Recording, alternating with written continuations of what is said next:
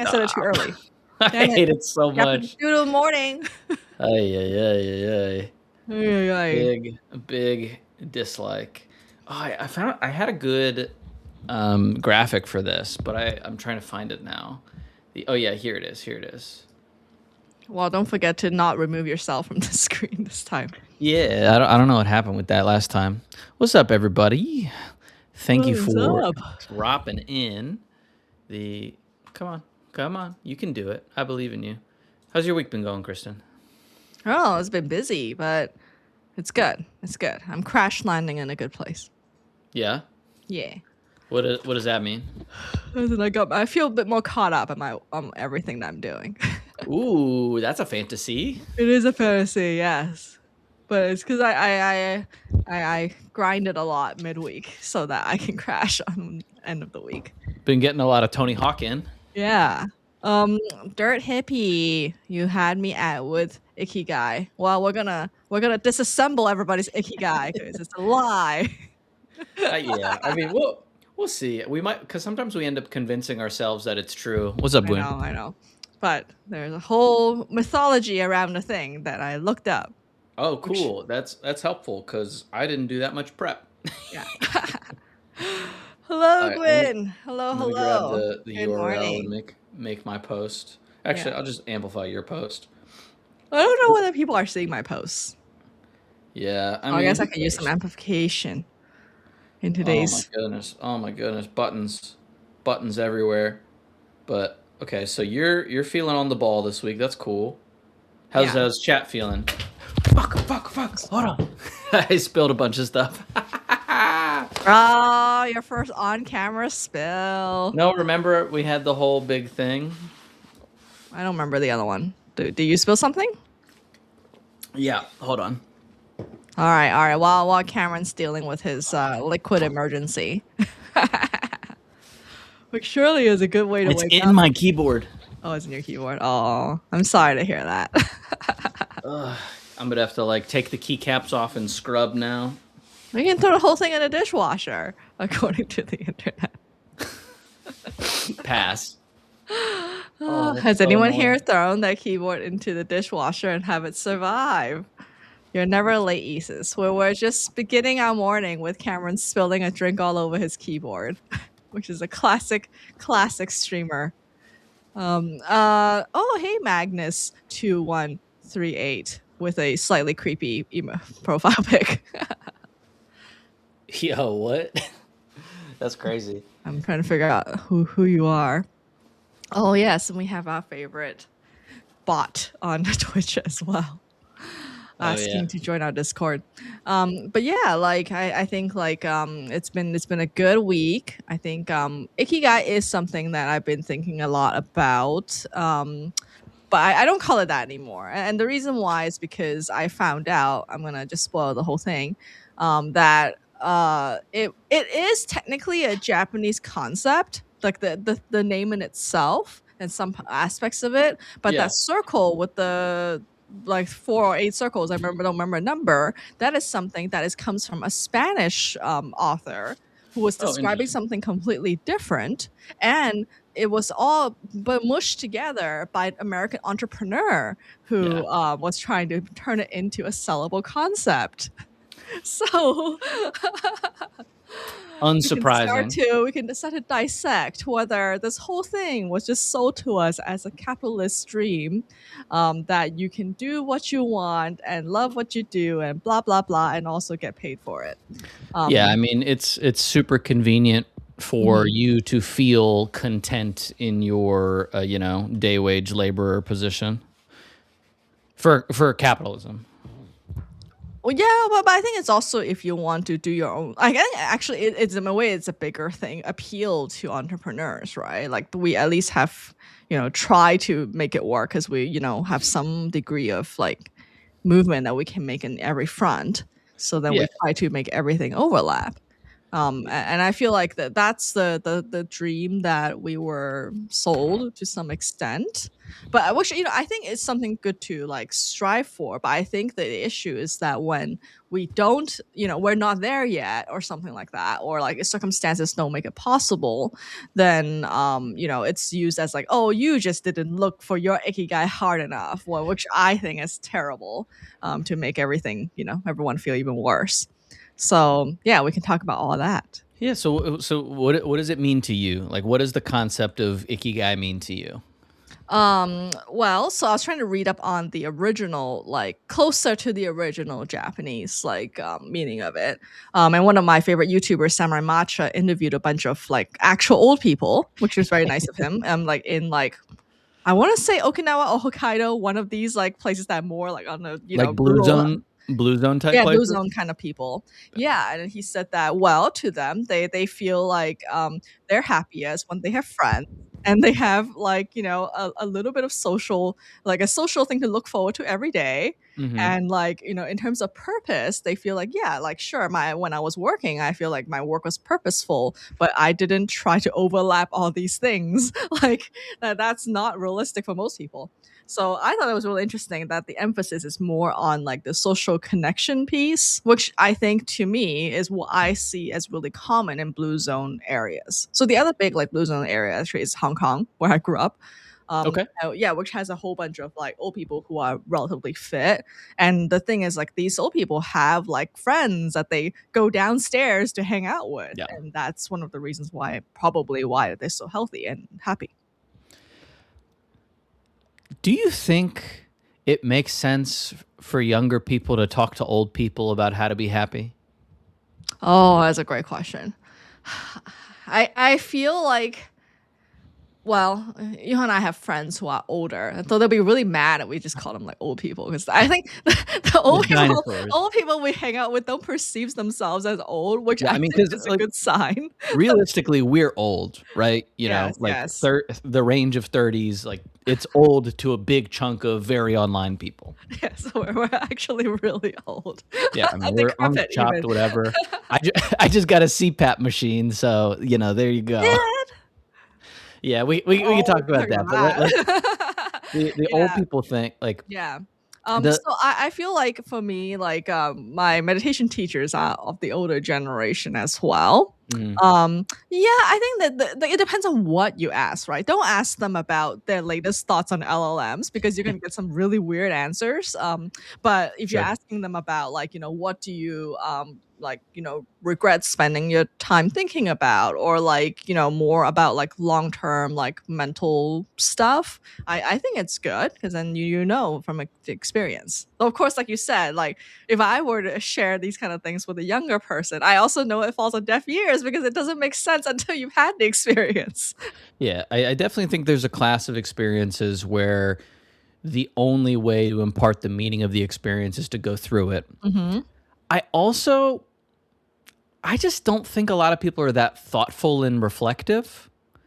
I think being old forces you to be more reflective because there's less things that you can distract yourself with, but it doesn't necessarily mean that you're reflective.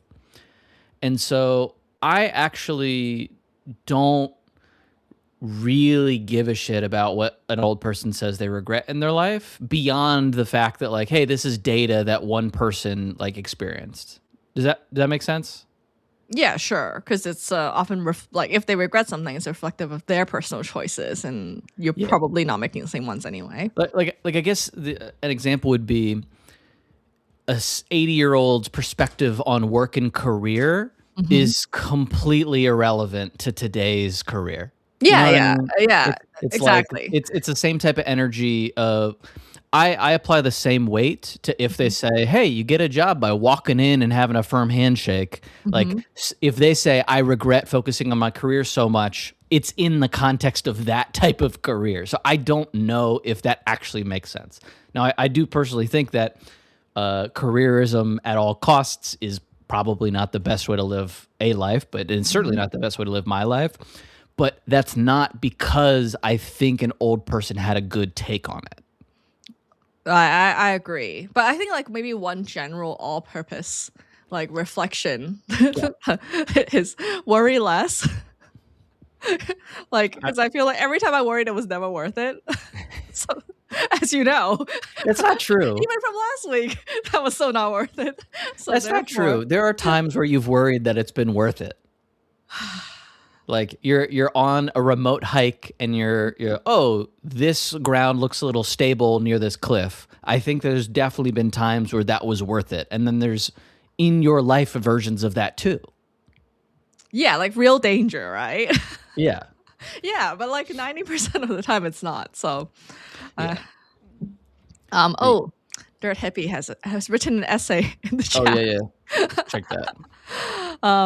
So I'm old. Well, I mean, we're all old in some ways, for sure. I think that most opinions on how to achieve happiness is heavily filtered through experience, yes. And will be geared towards what makes you happy, and it's a moving target. Sure. Oh yeah, I've been thinking about my advice I give to kids. Oh, and welcome to the CPAP army. Yeah. Obviously, I've been doing a lot of reflecting on, you know, how to pass things on to my son. You know, he's turning 5 months old here in like a week or two. Yes, perfect time for lectures and how to live your life. I mean, I still got time to go through that, but anything, it's hard because general lessons I feel like don't map, but also specific lessons don't really map. And so the things that I'm thinking I want to try to instill are going to be kind of energies to approach the day with.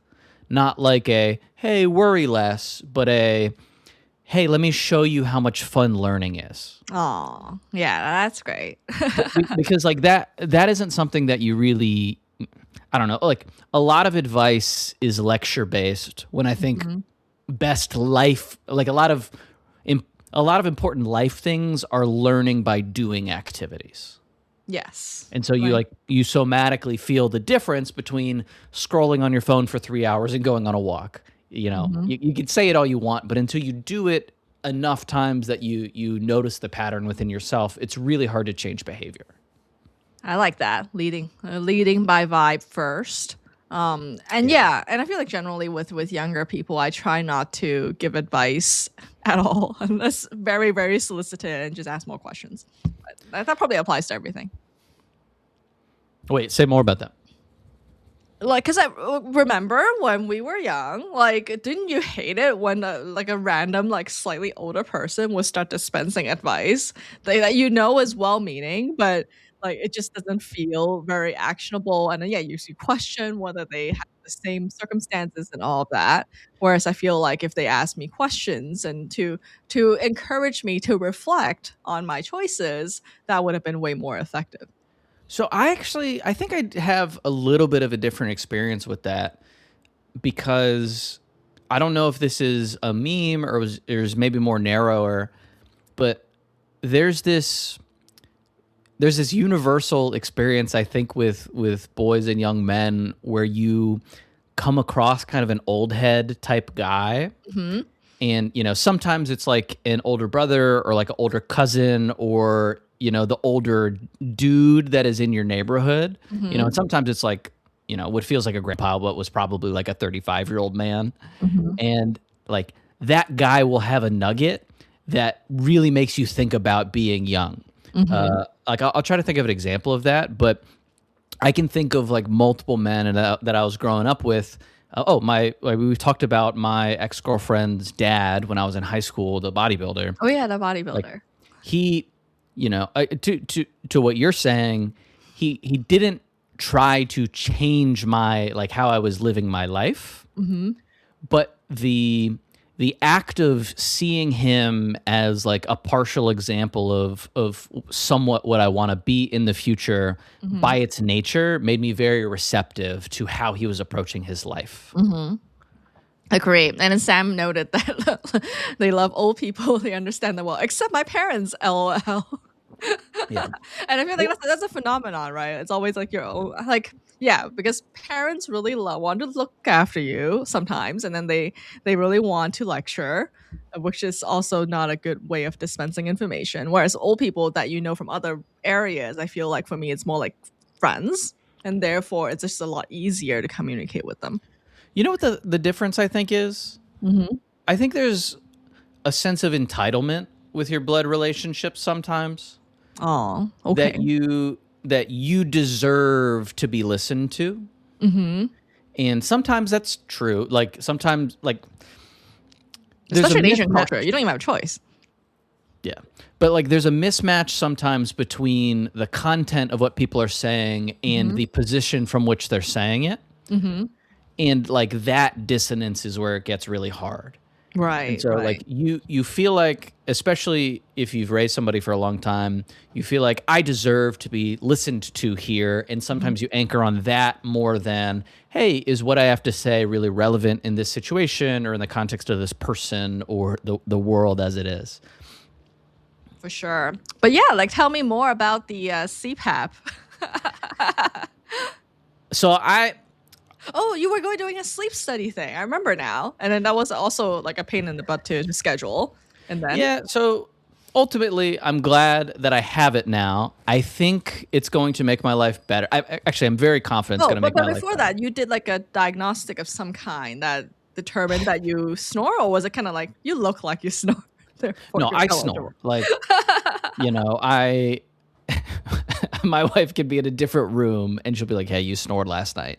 Oh. It's bad. And so that's always kind of been a thing. In the past 5 years or so, the quality of my sleep has gone down such that I can get 8 hours and not feel very rested. Technically, I have a high BMI, but it's like... We all do. That is a very bad measure. Well, I mean, I only say it because on my prescription it says obese, which is not true. But but the nature of the scale implies that if you lift a lot, you're obese. But so the whole thing's kind of a scam, really. So what you're supposed to do in the U.S. is you're supposed to go through your insurance, go to your GP, get referred to I think it's like a neuro person or like a sleep specific person. Yeah. Schedule a sleep study, do the sleep study, and this whole thing can take like 6+ months. And you're paying for all of these appointments the whole time, and your monthly premiums and all that crap. And so I was like, oh, I need sleep now. I've been putting this off for a long time, so let me just go like see what the modern routes are. And so there's this whole shadow system of companies that will do at-home sleep tests, which are, you can do those through like your normal health insurance. But the idea is those companies won't interface with your insurance because it's kind of a regulatory burden for them to figure out how to do that. And while they can prescribe you this thing, they're not going to work through your insurance. So you have to get reimbursed if you want to get that stuff like partially paid for. So I'm like, me, I'm impatient. So I was like, okay, I'm just going to do this. I'm going to roll and I'll figure it out on the back end. And so I do it. I get the sleep study, fun, put a little monitor on my chest, have one on my finger. Yeah, I've done it. Oh yeah. Yeah. But mine had an inconclusive result, so mine was not as fun. It said I had mild sleep apnea. If I'm being honest, I think this company just lets everybody get the prescription, Oh, I mean, that's good when it's in the consumer's favor. Yeah. I mean, sleep apnea is kind of like contact lens prescription renewals, is kind of like hearing aid, prescriptions. Like, I personally think you should be able to buy a hearing aid without a prescription. I think you can now, but you couldn't for a long time in the US. Yeah, there are some commercial ones, not sponsored, but like Ergo is one that is like closer to a commercial grade without having a prescription. Yeah, and I get that like a prescription helps you dial it in better, and then there's always a risk of potentially, hurting yourself with it. But I mean, if you could buy a gun, I should be able to renew my contact prescription without having to go to the doctor if I still see the same. Correct. Yeah.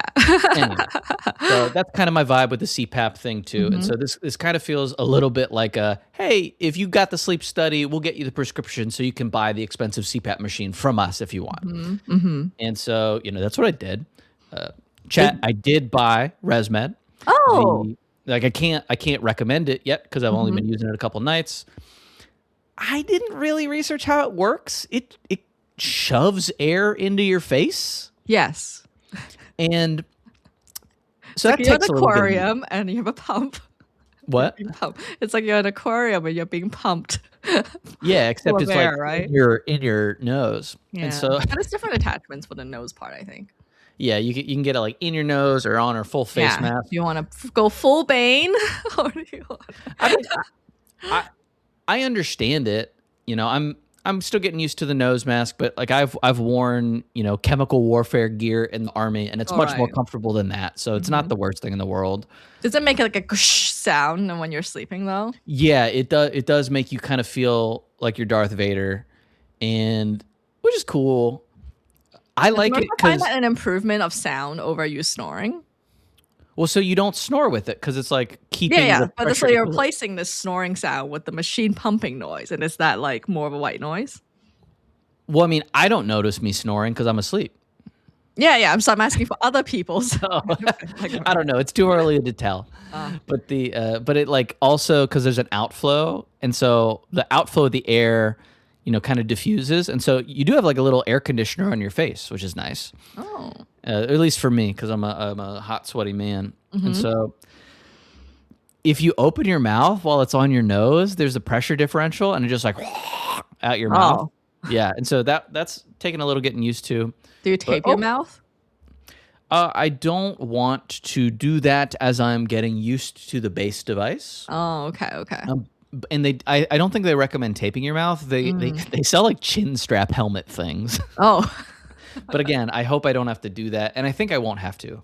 Okay. But it's weird because I do think, like, I'm not sleeping through the night with it yet, but I do think the quality of the sleep that I'm getting with it is probably a little bit better, at least at this stage. Oh. But so I'll sleep for 3 hours, and then I'll wake up with this giant spider eating my face, and I'll go, you know, but but ultimately, I think it's going to work out. Okay, cool. And Darby says it actually isn't loud anymore. Oh, thanks for your correction. I didn't know that they make them quiet. Like while I'm awake and falling asleep, it does feel like an air filter type thing. It's not that crazy. Oh, okay. Then maybe even I would consider it. I always thought it was like, still making the gushy noises. So, well, I hope that it works out for you in sleep quality. I've been having some sleep issues in the past few weeks as well. Like, you know, just doing a lot and like being afraid, like a little afraid of waking up late, I think is what's causing it. But I did some, this is going to be so weird. I did some sage smudging with the room in case Can you explain what that is? Spirit disturbing my sleep. It's one of those like, you know, things that you can burn, like super hippy dippy thing that you can do. Like it makes you smell like one of those super hippy dippy shops. But the reason why is because like Yuhan also hasn't been sleeping well. And well, I suspect what's happening is that like I'm sure there's some like pheromone we're both secreting when we're sleeping, when we're not sleeping well. So we're actually actively affecting each other's sleep like at the same time. But then that also made me suspect that, you know, there is some external environmental cause that we're both subjected to. So let's like make sure of that as well. Is it more chemical or spiritual for you? I feel like it must be both, right? Like I know it's because I'm pushing stress down into the subconscious. But I also like feel like the coincidence of Yuhan also suddenly not sleeping well in a very similar, like waking up in the middle of the morning kind of way, which normally doesn't happen to us. Yeah. So yeah, I wanted to make sure of that in the spiritual realm too, just in case. Oh, and hi Sean from Tairu Shakuhachi, which is one of my other YouTube channels that I like to watch. He's really good at playing the Japanese flute, and I suspect that's what drawn him to this spot today because of the Ikigai. But yeah, like I feel like right now we're covering the sleep portion of yeah, I mean, okay, so back to this Ikigai, you know, branding. I kind of use it hand in hand with the idea of balance. Yeah. Do you think that's like fair? That seems better because I feel like Yuhan said Ikigai was invented by big Venn diagram. I Yeah, I don't can think see that. mathematical functions have lobbies. Yeah. But does Venn diagram imply balance, or does it imply like the same thing in the overlap? This is getting into the So autism there are Venn territory. diagrams that adjust based on the quantity in there, so they can is what I would argue. Yeah. So if you haven't seen this is a version of the most famous there's multiple, I guess, quadrant because it is 4, even though it's in a diamond shape right now. 1, 2, 3, 4. Yeah. And it's supposed to be this balance between, what you love, what you're good at, what the world needs, and what you can be paid for. And it briefs really well. Like that sounds like something that you would want to be true. And clearly there are some people that believe that this is a state that they can exist in or achieve. But have you ever felt this yourself? I'm gonna pull it up again. Well, Yeah, it's sure. too small. Well, essentially, I feel like I've achieved all of it except the money, the money overlap. That one's always super tricky to get it with everything. But what I don't love about this diagram, how do I make it full screen like you did? A spotlight right here. Oh, okay. What I don't love is that it's pointing out those little like triangle slivers as like, yeah, these fulfill 2 of them, but it doesn't fulfill 1 of them, therefore it sucks. Like that's the part I have a problem with, because it's implying that like you're so close, but it's not exactly it. But you can't actually get there without having one of these like slivers. You know what I mean? So, actually, I think I kind of do, but not fully. Like for example, here, like excitement and complacency, but sense of uncertainty. Okay, so that's an overlap of love, needs, and getting paid.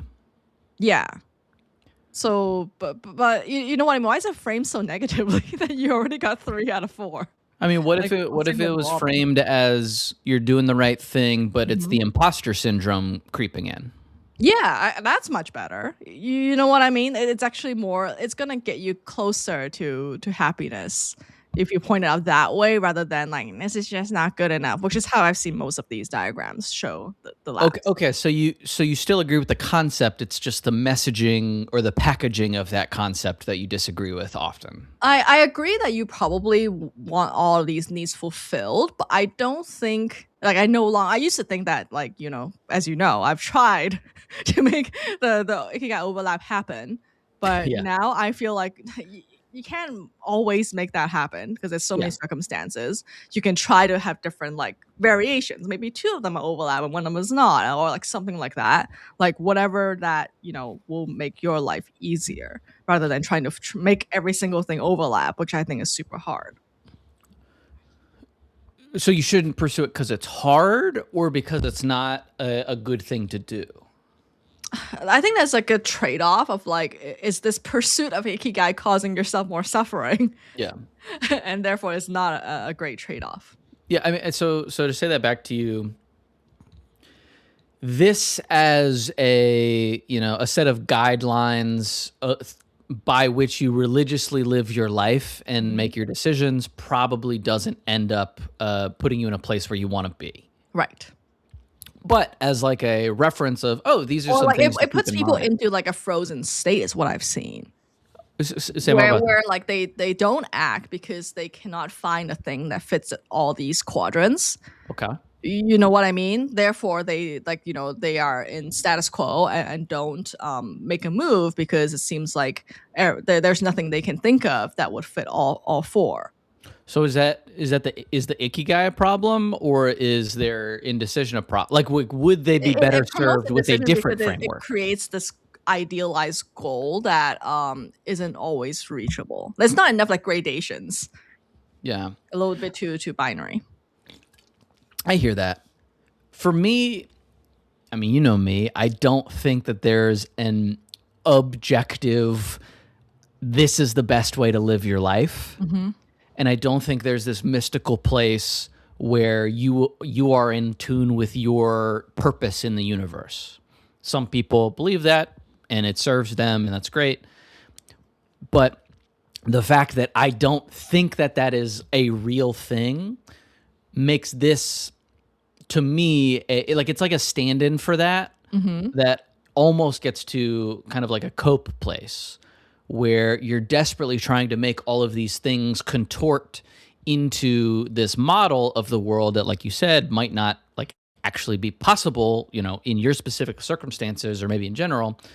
And just because somebody, like, it's more powerful to me that people have believed that they're in this state than the fact that, than like the idea of this state in general. Does that make sense?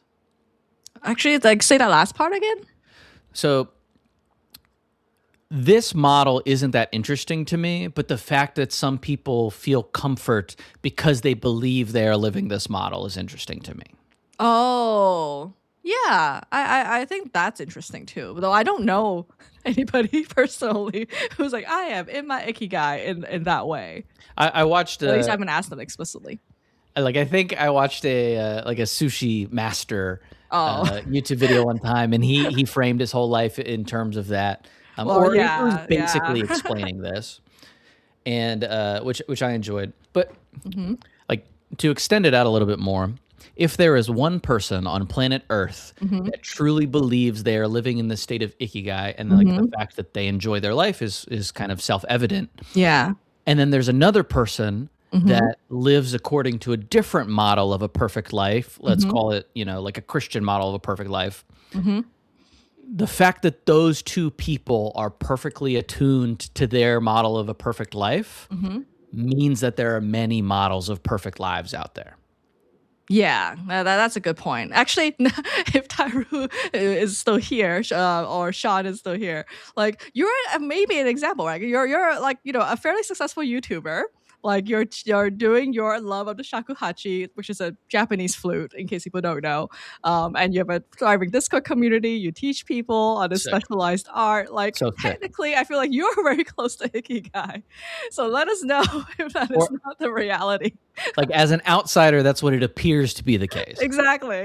You have the content creator dream achieved. So. Oh, okay. So he says, I think that this idea of Ikigai has been way overstated. As long as you've got it life, you've got to keep living. So I just work and go on living. And does that give you a reason to live? Oh, even it gives a source. Yeah. Kuroshio, 1902 to 1905, Tomi Roka, Volume 1. This also fits with some of our debate on whether evergreen literature is really all we need in our lives.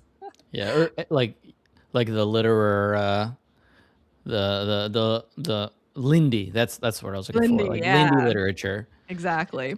Oh, and then Joseph says, I'm in the middle of a Christian indigenous Ikigai. Please tell us more about what those circles involve. That's super interesting. Yep. Because kind of like the version of what we see propagated a lot on like social platforms is this idea of, I don't know, I've been calling it toxic Ikigai. I mentioned that last week, where it's like you're doing this thing because it feels like the right thing, and so you're trying to force it into this shape of Ikigai where, you know, it might be better served by being like 70% of your sense of self-worth instead of 100% of your sense of self-worth. Like, I can think of plenty of reasons for being that don't involve the exchange of money for goods and services. Yeah, well, which I think that's the original danger of the Ikigai, is that it puts a lot, like, it puts a 25% emphasis on finding something that overlaps with money. Wait, say that again? Oh, you're saying that it doesn't have to, like, whatever you're passionate about doesn't have to overlap with money, right? Essentially. Is that what you said? Yeah. Whereas I feel like a lot of my life stressors in my 20s has to do with trying, or like, you know, into my 30s too, has to do with trying to find this magical overlap. And I feel like so much more liberated now that I no longer force myself to do that, which took, you know, years of conversations with you and like just a lot of life experiences. Yeah, and, you know, frankly, some cosmic luck to be in a position where you have some breathing room and you don't have to worry about surviving. Yeah. Like, it's much easier to opine about these types of things when you aren't really worried about next month's rent.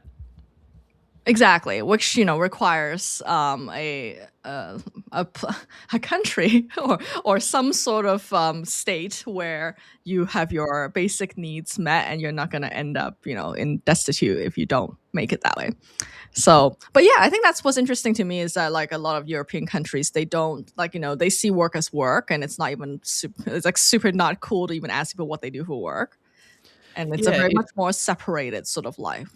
Yeah, as an American who's been tech adjacent for a while, Europeans will go on vacation for like July, August, and September, and I'll be working and trying to do something, and I just cannot get in contact with a person like I need to do European, which is like awesome. And I don't think work is inherently bad like some people do. And I don't think markets themselves are inherently bad either. I think that they are incentive structures that make people do things that the incentive structure incentivizes you to do. And a lot of those outcomes are pretty bad. And so the issue for me is, do you have a choice to participate in a system like that? And a lot of the times you're in a position where you don't have that choice. So you end up being at the mercy of this system that is incentivized to honestly kind of crush you. For sure. But I feel like what's interesting is that like most of our friends in this chat, like I feel are closer than most people on this Ikigai concept, right? Like most of them are working based on their passions and all of that. Yeah. Sean's pointing out, and we definitely should call this out, the version of Ikigai that we showed on the stream is like a bastardization of the original concept. Well, it's they're explaining something completely different. I don't want to. I feel like individually, everyone is trying to say something. It's just that when you're all mushing it all together into one concept, that's where it gets very like pressurizing. Yeah, I mean, I think what we're talking about is the colloquial understanding of what a Western person would think of when you say the word Ikigai. Right. And I think practically one of the issues, especially I feel like the other three buckets, like you need time, right? And then also like confidence that, you can explore your interests and all of that. But then the money piece, what I'm realizing, if I could go back to my 20s and tell myself, is that it requires a specific skill set for obtaining such a thing. Sure. And that if you try to do both at the same time, it's tough because like, the skill of quality and the skill of money are two separate things. Very different, yeah. Yeah, and then like trying to do both at the same time and like, not dissing one because one sucks at the other one, like that kind of thing. Sorry, continue. I cut you off. No, that was all I wanted to say. For now. Yeah, the sales piece, I'm sure it probably makes sense to go back to the core historical. Actually, can you talk about more of the core historical piece because you looked into it? Oh, I did. What I shared is the extent to which I have knowledge. Got it. Then so what do we do instead? We make our own Venn diagram or other mathematical shapes. What's your Venn diagram? I haven't thought this through. We need to brainstorm live on air. If you were to draw it. Okay, speaking of which, I think the creative super system that you're developing is a version of it. Yeah. Right? For sure. And then so what so yours is more like a series of, this is kind of like Fallout, the game, right? So it's like a series of energy bars that you fill up and then you try to like not overfill one of them by turning one of them into an obsession. Yeah, so I think if it's a very certain mentality. So if I were, gun to my head, I wouldn't try to make a Venn diagram because I don't think for me, I need overarching understanding of what I'm trying to do. I think for a long time, I really tried to make legible this grand arc of my life, professional, personal, whatever. Right. And that's a self-soothing mechanism. That's what humans do. Humans tell stories to understand things that they don't understand. And sometimes that story is, you know, logically rigorous, you know, with scientific experiments to try to figure out what's reproducible and what's not. And other times it's pure myth. And that's how we self-soothe about this thing that we don't understand. Like, why is the sun in the sky? And so for me, I realized I was doing a version of that in my life as a way to explain my behaviors to myself. And I was trying to do it so hard that I wasn't experiencing the things I was experiencing. I was experiencing the story I was telling myself about the things I was experiencing. Oh, so one layer removed. Yeah. And so, you know, which is my core defense mechanism, which is to intellectualize the things I'm experiencing so I'm removed from it. Yes.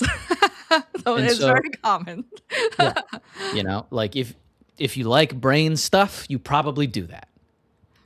And so, like, for me, trying not to do live action explanations to myself about why I'm doing the things that I'm doing is part of it. And the other part of it is just giving myself, you know, some bowling lane, like what are the rails called? Rails? Bumper rails?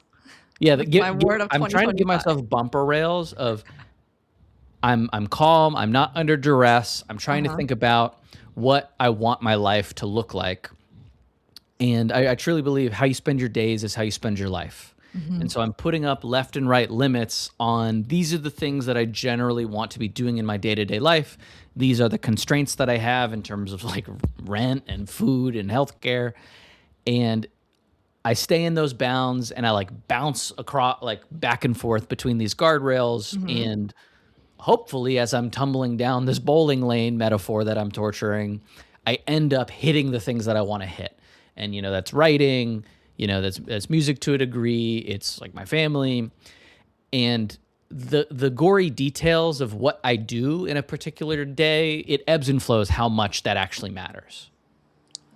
So I also remember your essay about taking care of your existential downsides. Yes. First. So I feel like it's something like, you know, what you're saying about the bumper rails. And then like before that, there was the existential downside coverage step. Yep.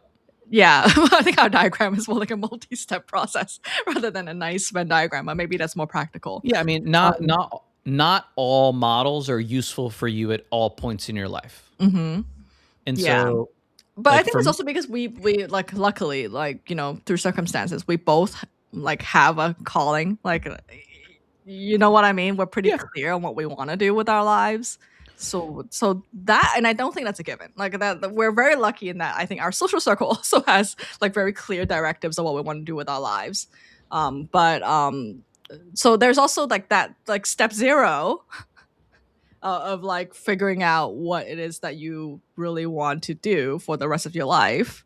And then like also setting up these systems. You know what I mean? Like we kind of like jumped the gun there.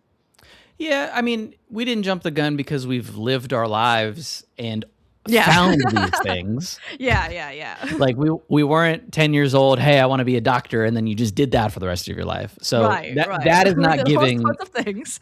That's like that is jumping the gun and not giving ourselves credit for some battle wounds. Right. Sean, I would not describe myself as a nihilist, although I do have some nihilist tendencies. I think the closest thing that I have to a personal philosophy is some modification of like a Camus absurdist perspective, where no, I don't think that there's an objective point, and the fact that there's no objective point to the universe means that you construct your own meaning with the decisions you make in your day and about your life. I think on some days I'll feel strongly enough to be like, the only thing that matters is to make the choice to rebel against the state of the universe that doesn't care about you.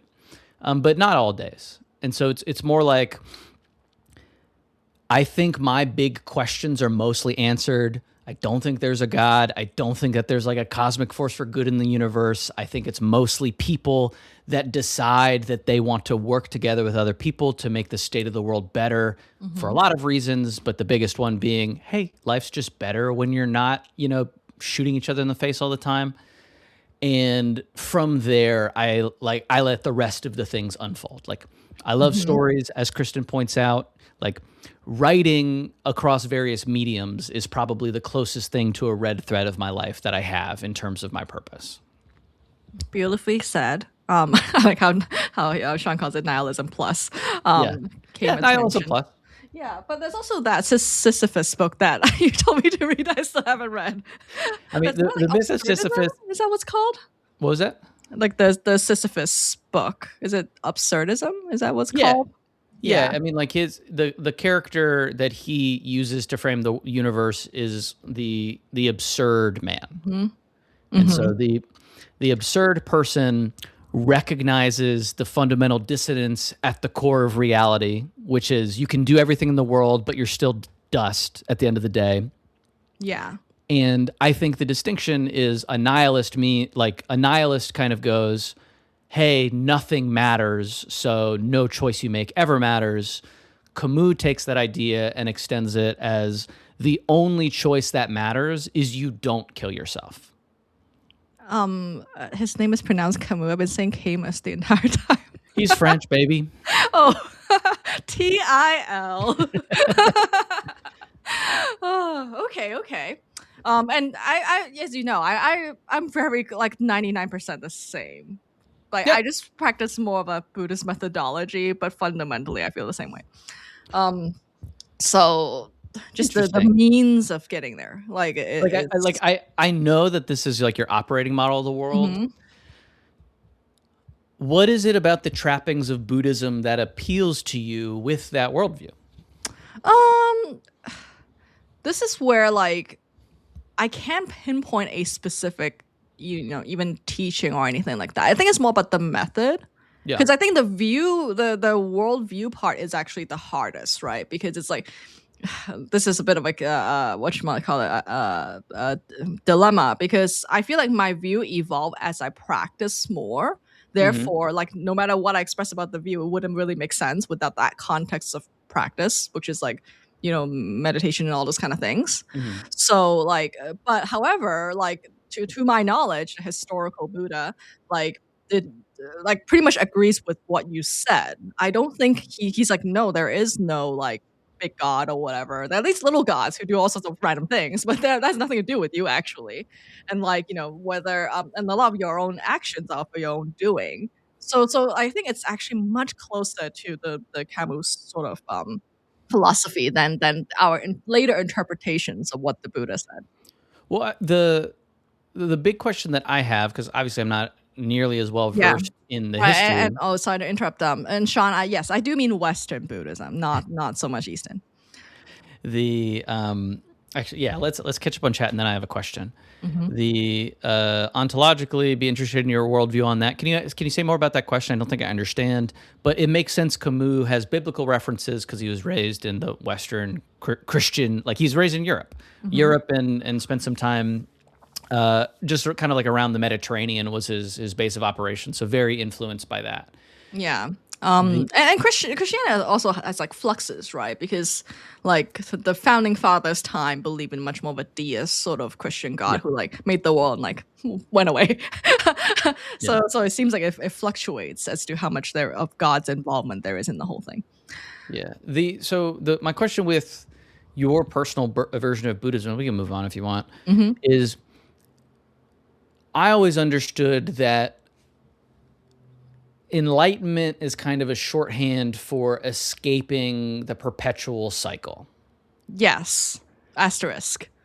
Yeah, and so like the asterisk it's a big asterisk. Right. Asterisk. And this is the part that I debate a lot with my friend Buster as well, because his view is like there is nothing to escape from. Like if you take the word escape as the conventional view of the word escape, you're going to cause yourself more suffering because you're trying to get out of something. Right.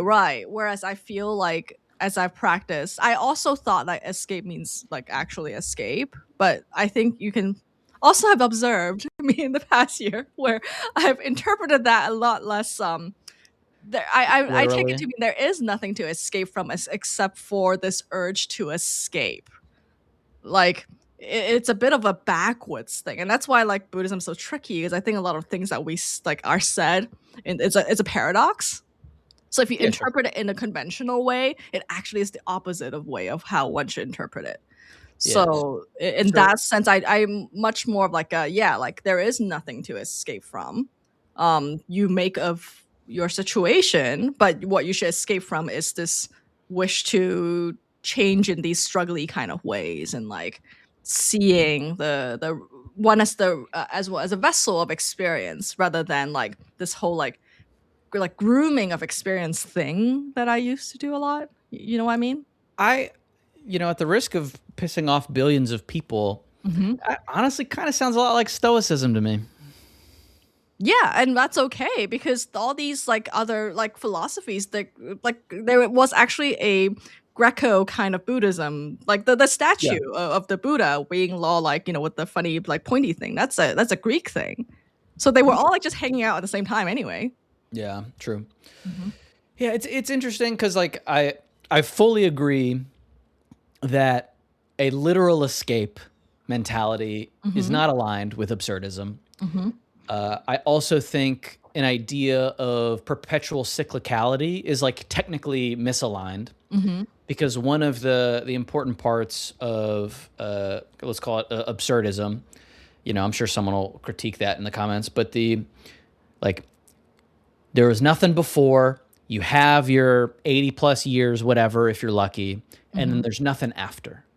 And the fact that there is not another go round of the wheel is part of the thing that makes the act of, he calls not killing yourself, the act of rebellion, essentially. Because if there's no point to living, there's no reason not to kill yourself, because it doesn't make a difference either way. He really emphasizes this idea of not committing suicide as like a fundamental rebellion, like a continuous rebellion against the default state of the universe, and that's like the thing that gives it meaning. And so is the cyclicality part really important? Yeah, that's super debated, and then again, like it depends on the teachers. Like some people believe in like a literal kind of rebirth, like where there is some continuous thing that's being passed on. I'm of the lineage that takes a little bit more lightly. Like I don't think Kristen continues on to a different like Kristen in the next life. However, it's because there is no Kristen in the first place. Or the identification of me with me is already a false view. Therefore, there is nothing to identify with next anyway. But it's like we're all like contributing to some physical, like physics sort of energetic movement, and like that gets passed on. Got it. So you do feel fundamentally connected. Thing that's passed on. But so that means you do feel like connected. Yeah, but like in a very abstract, much more zoomed out kind of way. Gotcha. Yeah, like, it's sort of like, if I do something now, there's some butterfly effect of affecting someone else down the road. In that sense, it's like there is the rebirth. Yeah. Yeah, but again, like that's there's such a wide range in how different teachers take it. Yeah, for sure. And ultimately, I don't know. It's fun, and I like having this conversation. But to me, it's all window dressing that you decide whether it's important to you or not. Right. Like the moment to moment, the intentions are way more important. And I like how Sam said, "I'll be a beautiful mushroom in the next life." Yes, because my body would decompose.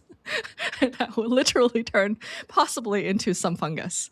It would be cool to be a mycelium. Yeah, I think so too. Horrifying, but cool. Maybe we were like, the little carbon particles were part of some mushroom or something. I think it'd be cool to be a T-Rex claw.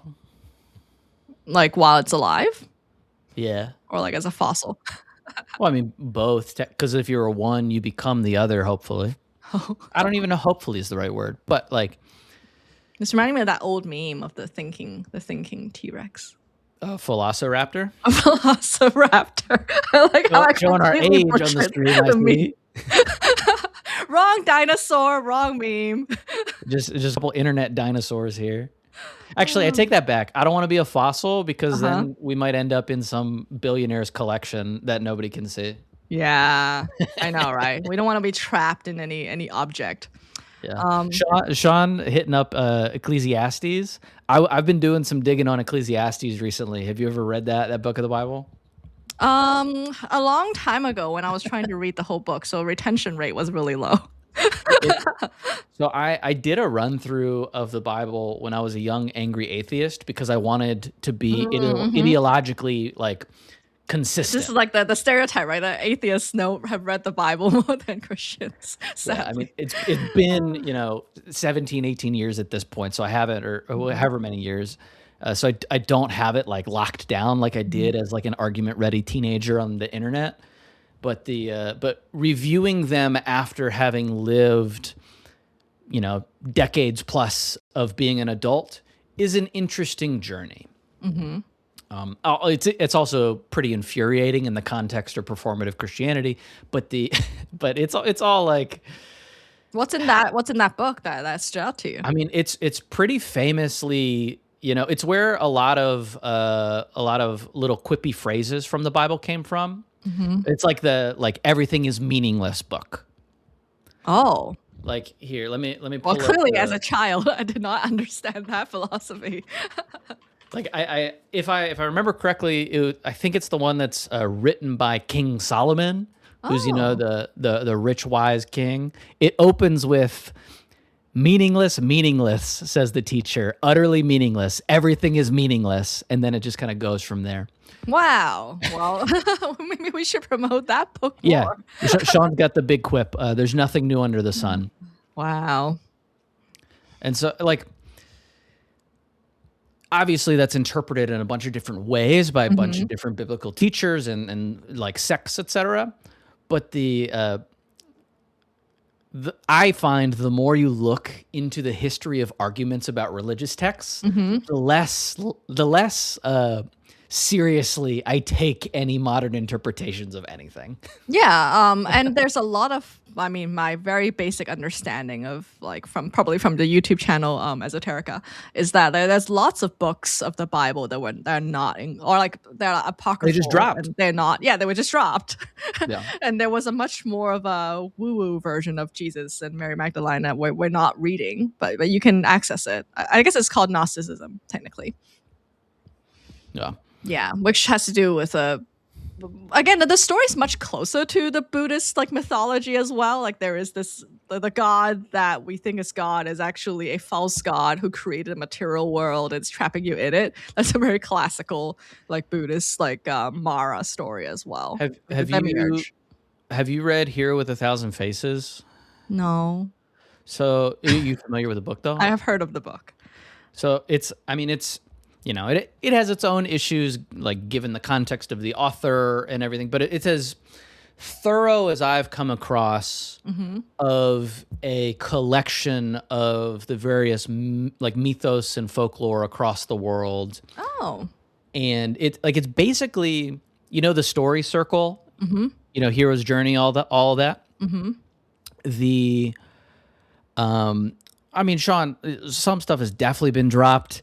A lot of the stories, sorry, we're back to the Bible for a second. Yeah. Some stories from the Bible have been dropped. A lot of them were oral histories that were passed down and eventually put down. And so dropped being synonymous with lost to time, synonymous being with it's convenient to leave them out depending on who's in charge at the time. Right, which not to diss Christianity or something, because this also happened with the Buddhist texts. There are these councils that happen, and then a bunch of people would decide what's included and what's not included, and through the act of editing that causes certain things to be passed down and for certain things to be lost. So in that broad sense is what we mean. Yeah, thanks for stopping by, dude. Yeah. It is unreasonable to expect any religion to have good record keeping over thousands of years. Yeah, they should use GitHub. But the Hero with a Thousand Faces version of it is really interesting in that it's kind of a big, long book arguing that all stories are the same story. And, we as humanity have a couple different models through which we, like I was talking at the beginning of the episode, tell the stories of our existence and the whys and what what is reality and why. Mm-hmm. And so it's like fascinating to me to see a story that you've seen the shape of 100 times and then find an early record of that.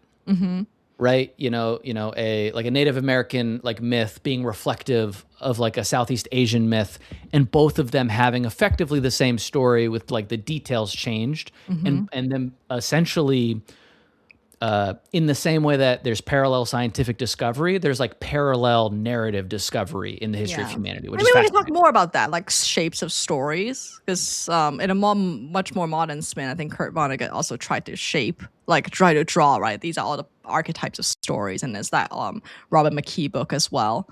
So we can explore that in the context of these mythological truths. And yeah, Sean, I don't know if he's still here, but I feel like this is where our Discord comes in, where we can have much more detailed conversations with citations about historical origins of text and other such things, which transmit a lot better over text. Because one thing we've noticed is that when we're yapping on stream, we cannot go into all the details and technicalities. Yeah, I mean, this isn't an annotated peer-reviewed research paper. This is a conversation. We can only describe the general shapes of stories. But yeah, thank you all so much for joining us today. I like how we've gone from Ikigai to deep religious discussions. It's the same thing. Yeah. Balance in the world, balance in your life. All righty. Well, bye, everybody. Thanks for